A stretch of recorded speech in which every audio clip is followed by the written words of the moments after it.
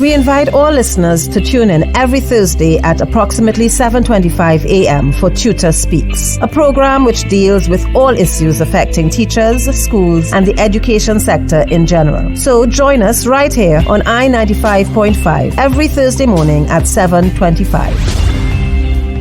Blessed Thursday morning to all I-95.5 listeners. This is a segment, Tutor Speaks, and I am your presenter, Patricia Eversley. This morning, we look to our beautiful sister isle to see how the COVID-19 situation is impacting on educators in Tobago. As such, my guest this morning is Mr. Braden Roberts, Tobago officer of the Trinidad and Tobago Unified Teachers Association. Good morning, Mr. Roberts, and welcome. Good morning, Miss Eversley. Good morning to our listeners to the program. Since the COVID situation unfolded, what are the challenges you have encountered? Well, Miss Eversley, the overriding issue at this time is that of online teaching, and teachers now adjusting to this new mode of interacting with their students. These same teachers are parents. These same teachers are key contributors to their family members. So that issue of interacting with the various technology, me being someone who have not been so tech savvy, although I'm a young person, teachers like myself would have to adjust to this new lifestyle. So I have made an adjustment where I have to now learn the various platforms. I would have been interacting in a couple already, but I would have had to learn others. I now have to be on social media a lot more because that's where I'll be getting some of the information, where I'll be hearing some of the teachers complaining about particular communication received either from the principal, supervision, ministry, or the division, to ensure that teachers are comfortable as they need to be. As we all know, with uncertainty, there's a little bit of concern and fear and hold back. So my task is to ensure that I am aware of the various feelings of all the teachers, and I do monitor the various spaces. Thankfully, I have colleagues who are in the different groupings who assist me in finding out where I need to provide some level of comfort or where I will get particular issues to further discuss with the national officer so that national tutor will collectively ensure that our members are comforted at this time. The Tobago officer portfolio largely entails your interacting with schools and teachers to get a feel of the issues they are encountering. What adjustments have you had to make to enable you to continue serving the Tobago education sector? There are several challenges. However, the most significant challenge is the mode of service. Now, I'm accustomed to being on the ground, moving around, attending to different issues. That's my character. I like to work. However, I'm now behind computer, sitting doing virtual meetings. I take calls. I call to reach out to persons. It may not be as effective as I want to, as a face-to-face interaction where treating with an issue is quite different to a phone call and sending a message hoping that you would get a response from the relevant persons. So that's my most significant challenge.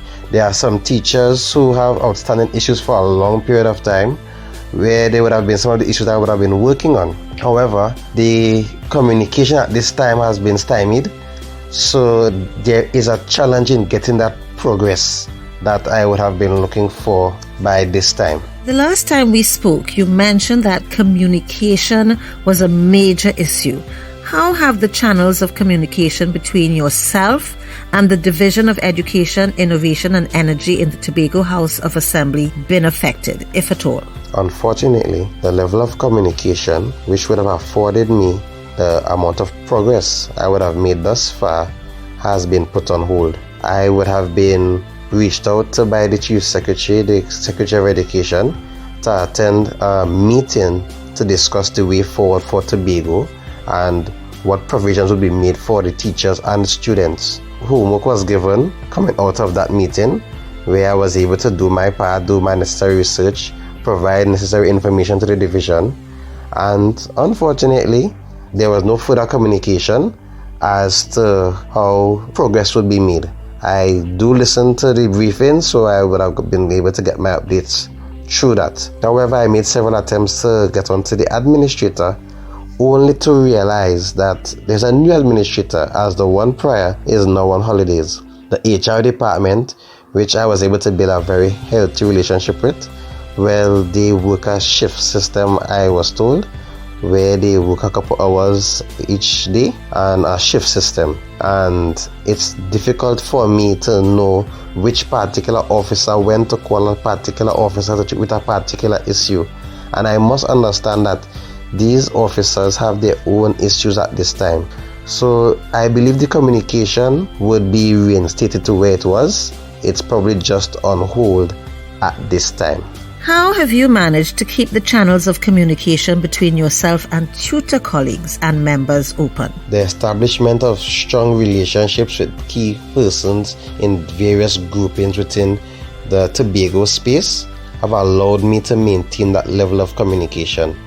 We have the DSRA staff chat where I'm able to liaise with the staff representatives of each school. I also have colleagues in different groupings, different WhatsApp groupings, who have that comfort to communicate with me. I have that comfort to communicate with them.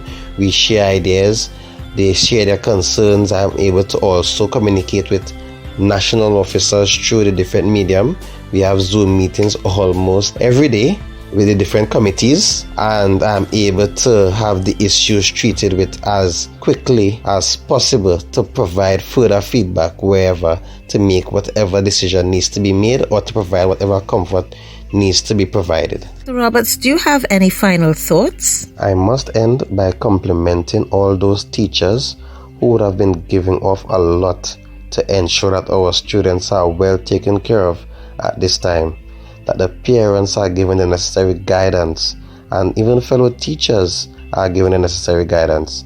This period is not only stressful to the students, it is also stressful to the parents and to the teachers. So we are all facing this together and we all need to support each other. Again, teachers, thank you all very much for the commitment that you all have been showing. I know there are concerns, as this is a new paradigm where we first have to learn the platform, then to be able to teach on the platform. Again, tutor will provide the necessary guidance to ensure that all teachers are comforted in uplifting the profession of teaching even at this time. Thanks once more. Thank you very much, Mr. Roberts, for joining me this morning on Tutor Speaks. You have been listening to Tutor Speaks. You can contact us at tutorpresident1@gmail.com. That's tutorpresident1@gmail.com, or telephone Tutors Head Office at 645-2134, 645-3825, or 663-2738.